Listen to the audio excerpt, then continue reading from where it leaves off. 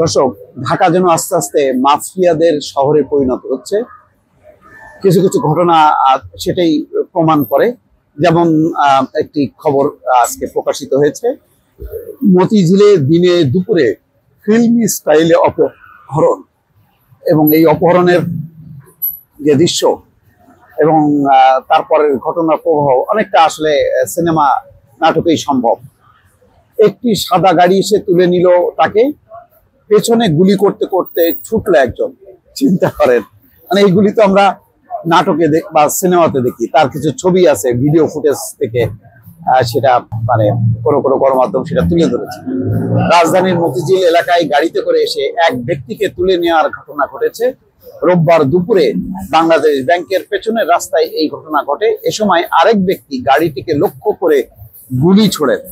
Police বলছে একটি জমি নিয়ে আবাসন ব্যবসায়ী মহিউদ্দিন ও মোহাম্মদ রাজু নামে দুজনের মধ্যে বিরোধের জেরে এই ঘটনা ঘটেছে।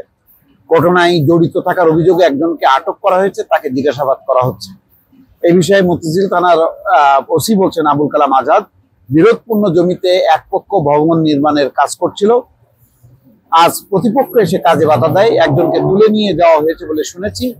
কে কাকে অপহরণ করেছে তাৎক্ষণিকভাবে তা জানা যায়নি। তিনি বলেন, প্রাথমিকভাবে জানতে পেরেছি যে পিস্তল দিয়ে গুলি ছোড়া হয়েছে সেটি মোহাম্মদ রাজুর নামে লাইসেন্স করা।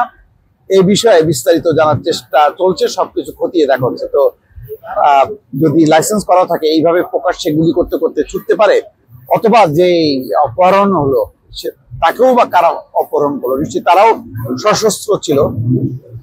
এদিকে এই ঘটনার সিসিটিভি ফুটেজে দেখা গেছে একটি সাদা প্রাইভেট কার রাস্তার একপাশে একটি দোকানের সামনে গিয়ে থামে। ওই গাড়ি থেকে কয়েকজন বেরিয়ে আসেন এবং রাস্তার পাশে দাঁড়িয়ে থাকা এক ব্যক্তিকে মারধর শুরু করেন। এক পর্যায়ে মারধরের শিকার ব্যক্তিকে গাড়িতে তুলে নিয়ে যান। তখন ওই গাড়ির পেছনে পেছনে দৌড়াতে থাকেন এক ব্যক্তি, তার হাতে পিস্তল ছিল। তিনি সাদা প্রাইভেট কারটিকে লক্ষ্য করে গুলি ছুড়ছিলেন। মানে কি অজব অজব সব ঘটনা ঘটছে। রাজধানীর নিরাপত্তা তো নেই, মানে নিরাপত্তা অনেক আগেই চলে গেছে এবং একটা ভয়াল শহরে পরিণত হয়েছে। এই রাজধানীতে প্রতিদিন কি পরিমাণ ছিনতাই হয়, রাহাজানি হয়, বহু ঘটনা কিন্তু পুলিশের রেকর্ডে আসে না। কারণ ভুক্তভোগীরা জানেন, তারা যদি থানায় এই বিষয়ে কমপ্লেন করতে যায়, এটা তদন্ত হবে না। আর তদন্তের নামে যে পরিমাণ হয়রানি হবে সেটা মানে নজিরবিহীন।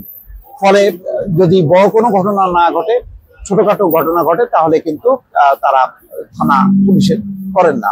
তো এই সুযোগে যেটা হচ্ছে যে অপহরণকারী, ছিনতাইকারীর সংখ্যা প্রচুর পরিমাণে বেড়ে গেছে।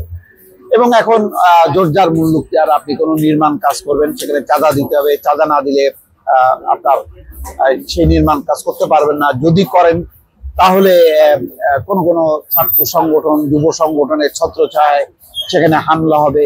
মোট কথা একটা নারকীয় অবস্থা। এবং এই সমস্ত ঘটনা প্রবাহের সাথে কোনো কোনো ক্ষেত্রে অভিযোগ আছে যে আইন শৃঙ্খলা রক্ষাকারী বাহিনী কোনো কোনো সদস্যরা মদদ দেয় অথবা তারাও জড়িত। এবং এমনও গেছে, যেমন ব্যাংক থেকে অপহরণের ঘটনায় পুলিশ জড়িত, এটাও দিনে দুপুরে ঘটেছে রাজধানীতে। তো মোট কথা অপহরণ, রাহাজানি, ছিনতাই, আইন শৃঙ্খলা রক্ষাকারী বাহিনী কোনো কোনো সদস্য, তারপরে বিভিন্ন অপরাধী চক্র এমন ভাবে জড়িয়ে গেছে যে টোটাল রাজধানীর নিরাপত্তা ব্যবস্থা সত্যি কথা বলতে কি এখন একটা হুমকির মুখে। দর্শক, ভালো থাকবেন। আল্লাহ হাফেজ।